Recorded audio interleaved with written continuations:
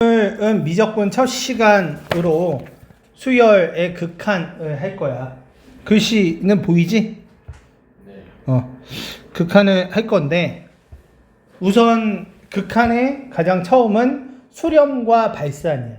수렴과 발산은 수2에서도 처음 배웠잖아. 수2에서도.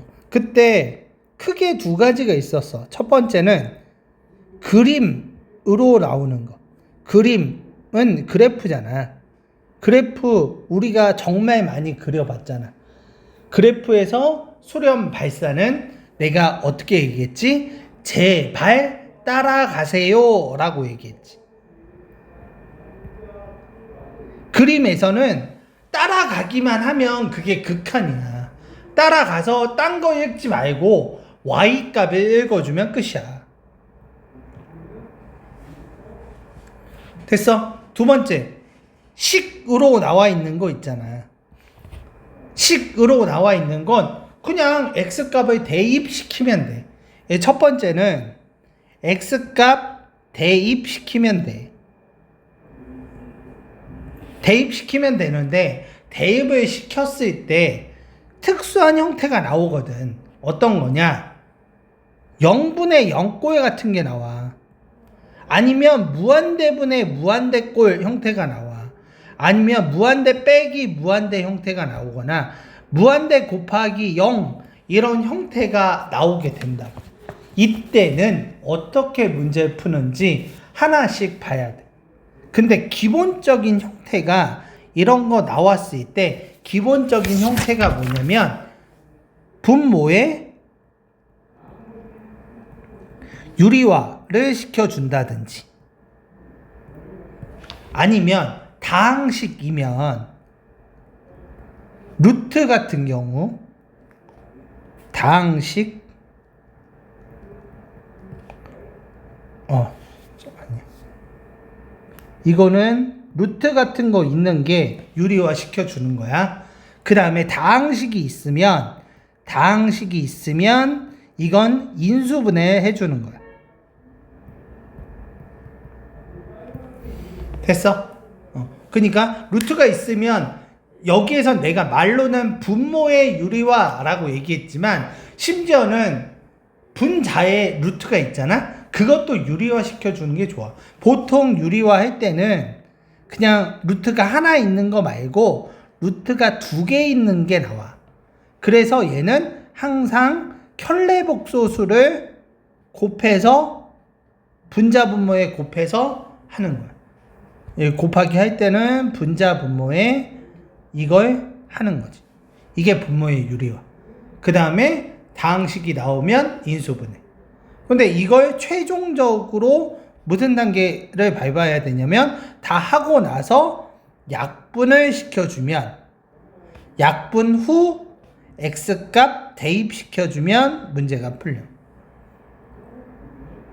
그러니까 예를 들어서 몇 가지를 보면 자, 몇 가지 문제를 보자. 자, 42번 같은 문제 한번 볼게. 13페이지 42번 같은 문제는 뭐냐면 무한대분의 무한대꼴이야. 어떤 형태인지도 중요해. 무한대분의 무한대꼴이면 어떻게 찾으면 되냐면 최고차 항만 찾으면 돼. 그 다음에 나머지는 다 삭제시켜주면 되거든. 그럼 여기에서 밑에서 2n제곱이 최고차항이고 위에서는 최고차항이 4n제곱이잖아. 그럼 약분 이건 2가 나온다. 최고차항만 따지면 돼. 근데 같은 무한대여도 43번에 나와 있는 무한대분의 무한대꼴은 차이가 있지. 왜냐? 43번도 무한대분의 무한대꼴은 맞잖아. 그런데 얘는 분자 분모가 동차지. 그런데 여기에서 최고차항을 따지는데 분모가 분자보다 더 높은 차수일 수도 있는 거고 분자가 분모보다 더 높은 차수일 수 있잖아. 그러면 분모가 더 큰 차수면 무조건 0이 나오고 분자가 더 큰 차수면 무한대가 나와. 근데 43번은 분자가 더 크지. 그래서 얘는 무한대가 된다고. 44번은 이거는 뭐지? 라고 생각이 될 거야. 근데 얘는 원래 정상적인 문제 풀이부터 얘기해 줄게. 44번은 루트가 눈에 보이지. 여기 내가 무한대 리미트 그건 안 쓸게. 귀찮으니까. 얘는 원래 정상적인 방법은 분자 분모에 루트가 있을 땐 유리화 시켜주는 게 최고야. 이거야. 그러면 얘는 어떻게 되냐? 3n 2 루트 2n 빼기 1 빼기 1. 그 다음에 얘는 2n 빼기 1 빼기 1. 이렇게 나와. 그러면 얘는 2n 마이너스 2 3n 루트 2n 마이너스 1 마이너스 1 이렇게 쓰거든. 그럼 여기에 최고차항은 2n이지.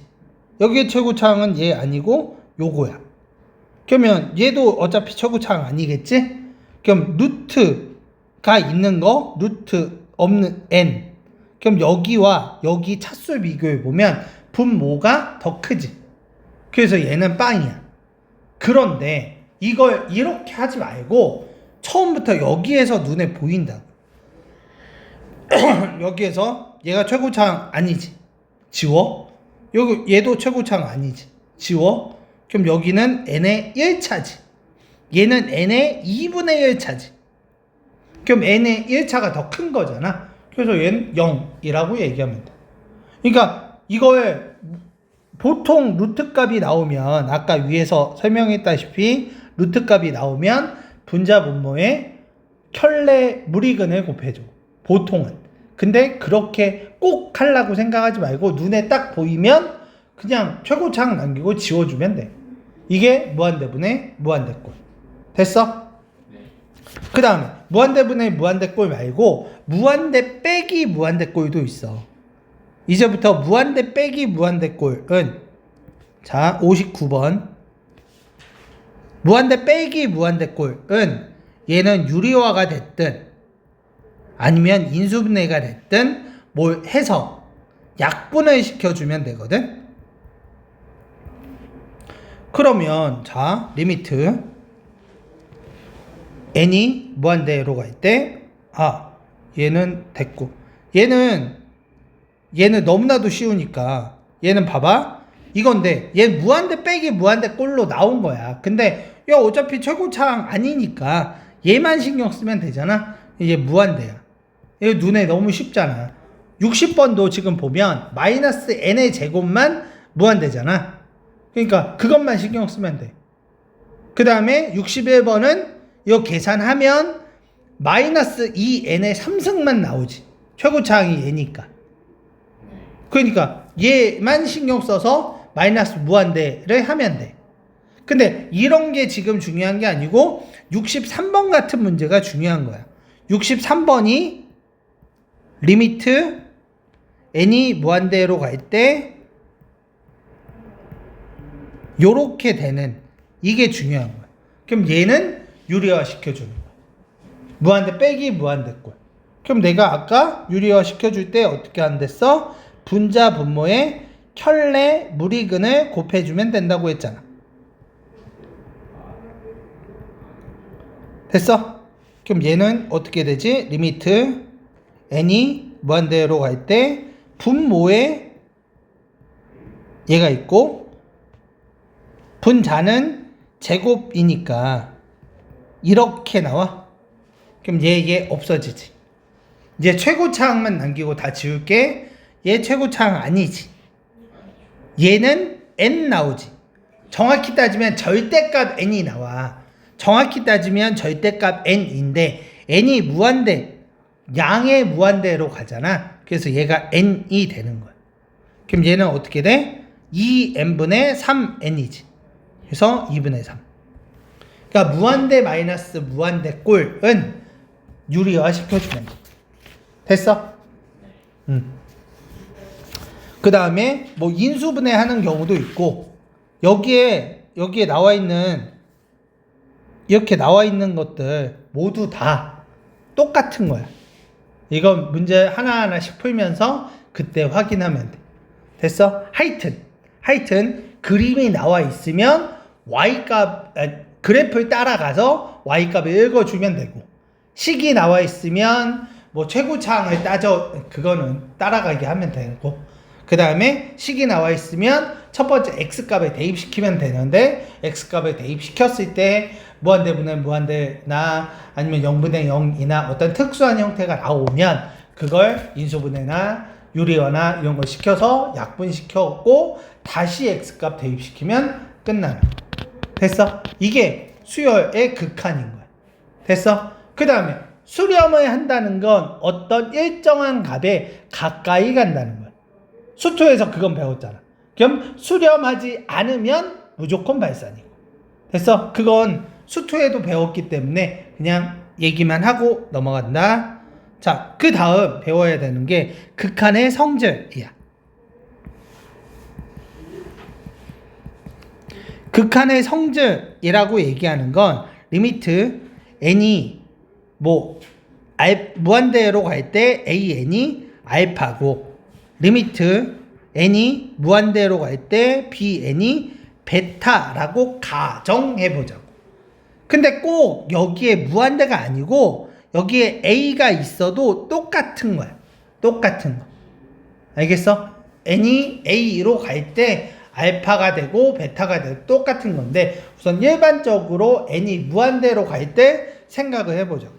그러면 어떤 경우가 나오냐면, 첫 번째 리미트 n이 무한대로 갈 때 c 곱하기 an 이런 게 있을 거 아니야.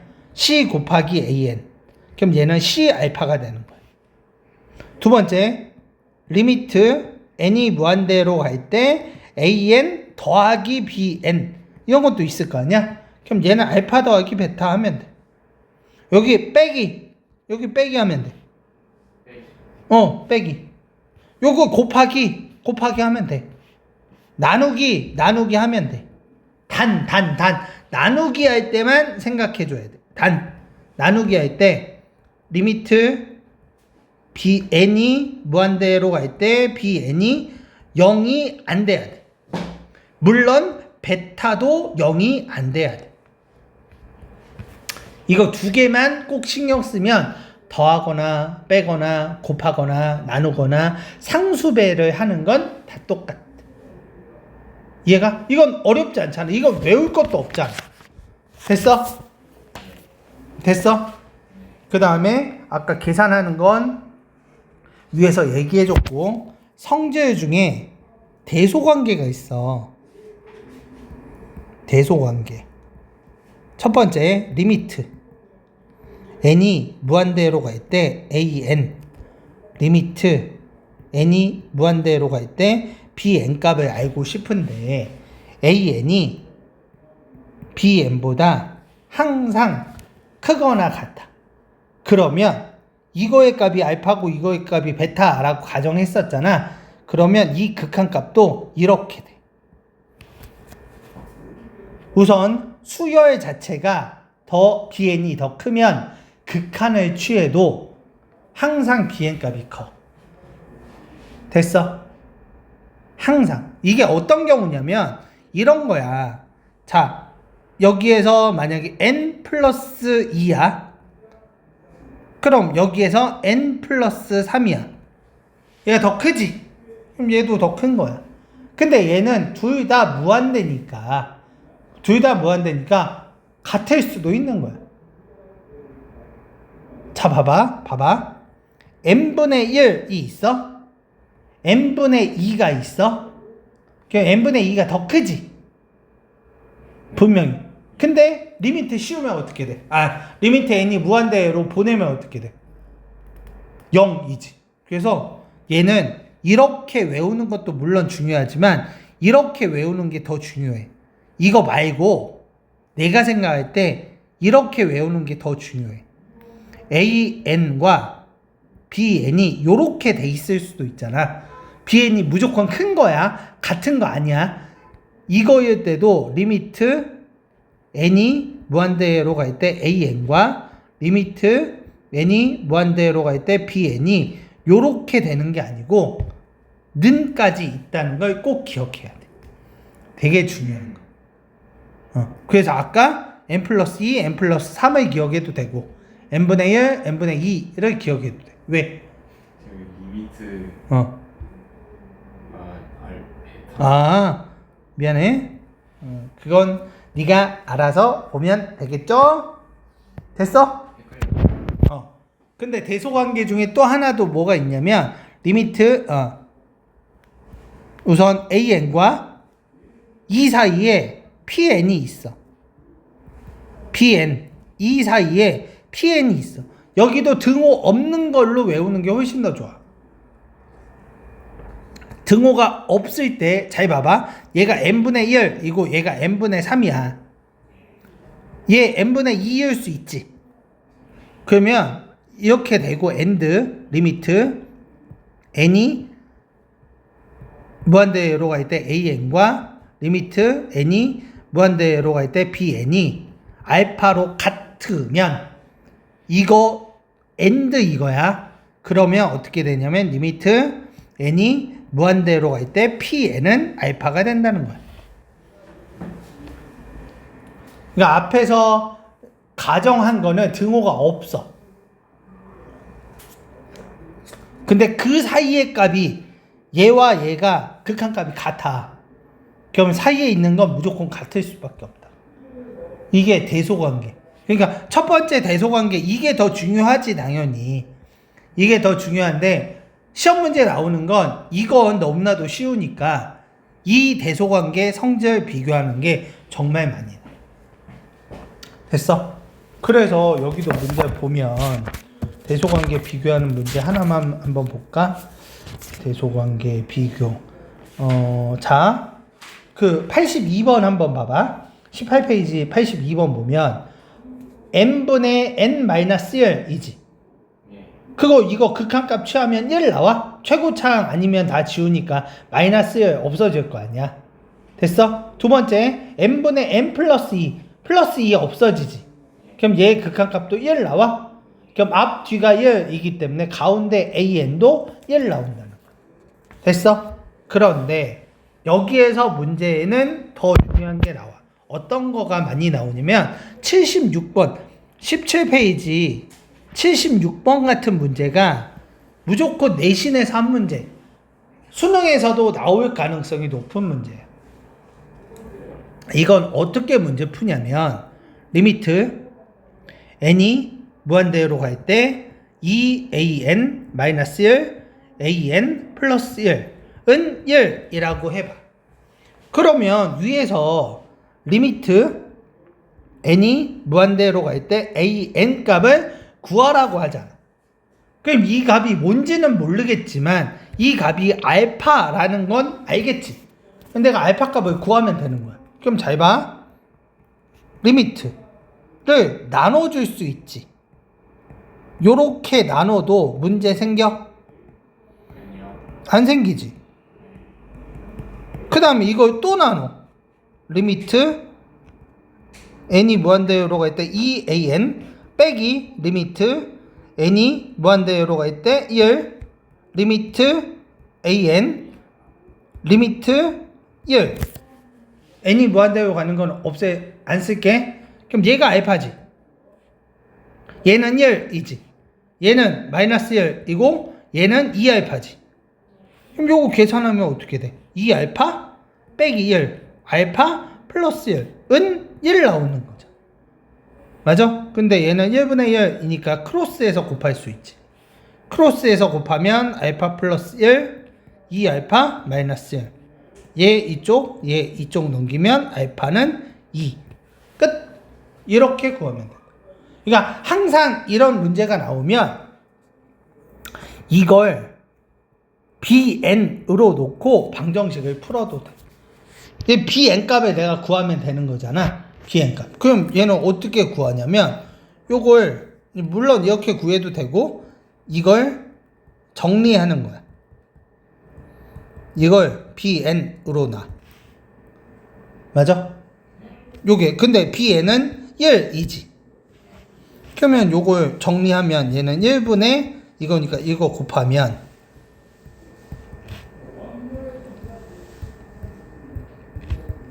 이렇게 나와. 그 다음에 여기에서 bn이 1이라고 했으니까 요걸 여기에서 바꿔도 돼. 바꾸면 어떻게 돼? 2an 빼기 1 나와 안 나와? 그럼 얘 이쪽으로 넘기면 an 나오고 얘 이쪽으로 넘기면 2 나와 안 나와? 그게 요게 끝. 요거 똑같잖아. 이렇게 구해도 된다고. 근데 기본적인 방법은 이게 첫 번째 기본적인 방법이고, 근데 기본적인 방법으로 안 풀리는 문제가 너무 많아. 그래서 두 번째 방법을 꼭 익혀놔야 돼. 첫 번째 방법과 두 번째 방법이 똑같은 것 같지만 나중에 문제 풀다 보면 첫 번째 방법으로는 안 풀리는 문제가 너무나도 많이 존재해.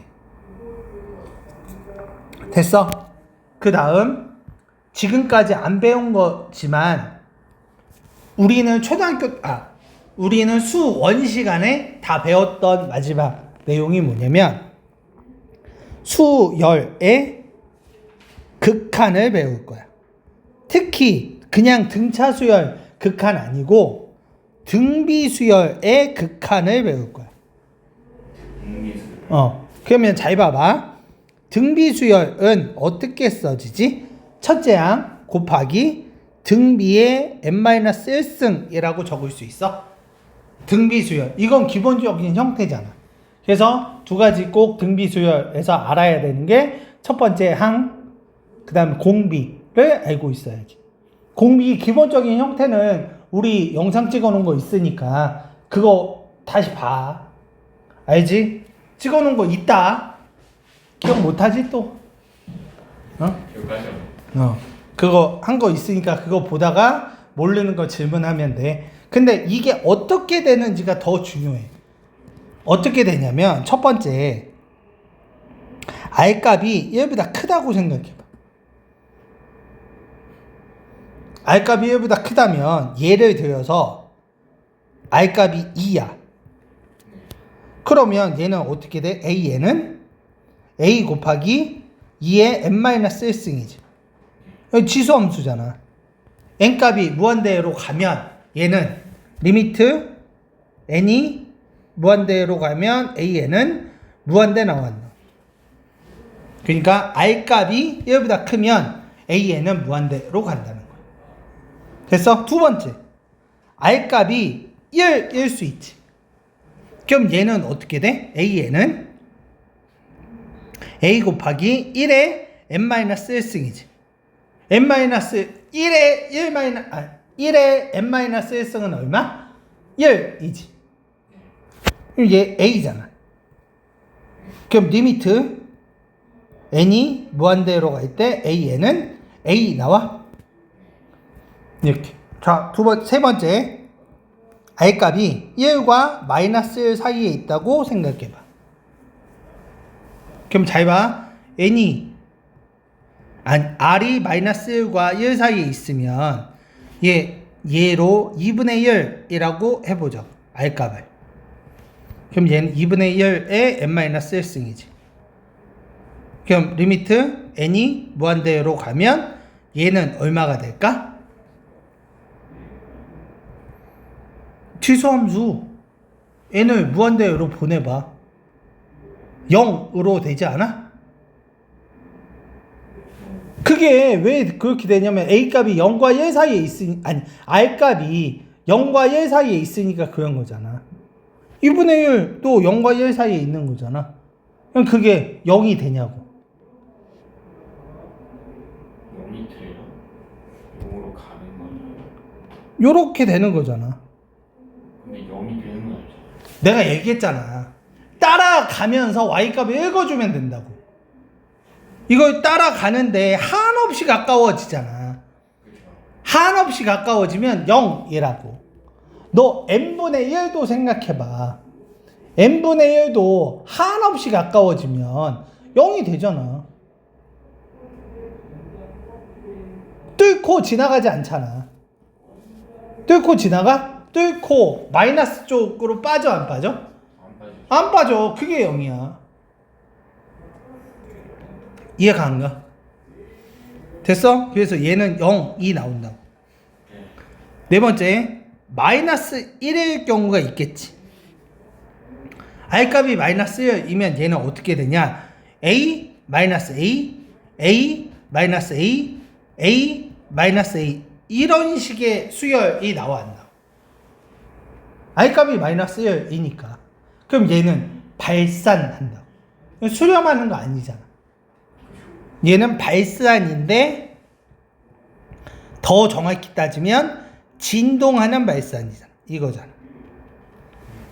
됐어? 다섯 번째. R값이 마이너스 1보다 작을 수 있지. 이때는 플러스 마이너스 무한대로 왔다 갔다 하는 거야. 얘는 그래프가 어떻게 되냐? 처음에는 요렇게 되겠지. 근데 점점 이게 커질 거 아니야. 맞잖아. 마이너스 2만 생각해봐. 그럼 처음에 1, 마이너스 2, 4, 마이너스 8, 16, 마이너스 32 계속 하면서 엄청 무한대가 될 거 아니야. 맞아? 그게 플러스 무한대, 마이너스 무한대. 근데 얘도 발산이지. 왜냐하면 우리가 얘기하는 발산은 마이너스 쪽, 아니, 수렴하지 않으면 무조건 발산이야. 됐어? 그러면 등비수열에서 수렴하는 조건이 있겠지. 수렴하는 조건은 얘도 수렴 아니고 얘도 수렴 아니고 얘는 수렴하네, 얘도 수렴하네, 얘는 수렴하지 않네.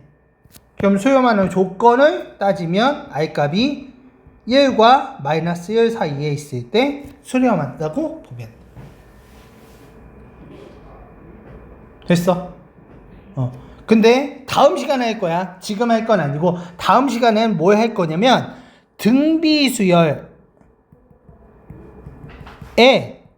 합의 수렴 조건을 배울 거야. 등비수열 합공식은 알고 있어야지. 이거는 배웠던 거잖아. 이건 R-1분의 첫째 항 R의 n승 마이너스 1. 요렇게 이거는 당연히 알고 있어야 다음 시간에 진도 나가는데 문제가 없을 거 아니야. 이때 결과값부터 얘기하자면 수렴하는 건 R이 마이너스 1과 1 사이에 있을 때만 수렴한다. 1은 안 들어가. 여기에 차이점은 얘 하나야, 얘. 이것만 잘 기억하면 돼. 솔직히 수열의 극한 파트는 수투에서 다 배웠던 거야. 그런데 수투에서 배우진 않았지만 할 수 있었지만 수투에서 배우지 않았지만 할 수 있었던 거가 이거야. 등비수열의 수렴 조건을 수투에서도 할 수 있었어. 근데 미적분에서 한 번 더 얘기해 주는 것 뿐이야. 솔직히 난 이걸 안 배웠다고 생각하진 않아. 근데 한 번 더 알려주는 거야. 근데 더 중요한 건 등비수열 수렴 조건보다 등비수열의 합의 수렴 조건이 훨씬 더 중요해. 왜냐하면 이게 나와야 수능 문제에서 항상 넓이의 합의 값들을 수렴시켜 버리잖아. 어딘가에. 그런 문제야, 얘가. 그래서 항상 얘는 시험 문제 나올 수밖에 없는 문제. 진짜 문제. 그래서 지금 한 30분 정도 설명을 했지만 지금 이 정도 내용만 알면 우리가 어디까지 풀 수 있냐면 23페이지까지 문제 푸는데 전혀 지장이 없어. 그래서 내일 오면 여기에서 몇 문제 찍어서 몇 문제 풀어줄 거고, 풀어주고 다 이해가 갔으면 진도를 나갈 거고, 만약에 내가 몇 문제 찍어서 풀어줬는데 그게 잘 이해가 안 가거나 하면 다음 시간에는 문제를 더 많이 풀어주거나 뭐 하여튼 단원을 더 이상 나갈 수는 없겠지. 하여튼 내일까지 문제 풀어가지고 왔으면 좋겠어. 알겠지? 영상은 올려놓을 테니까 다시 봐봐.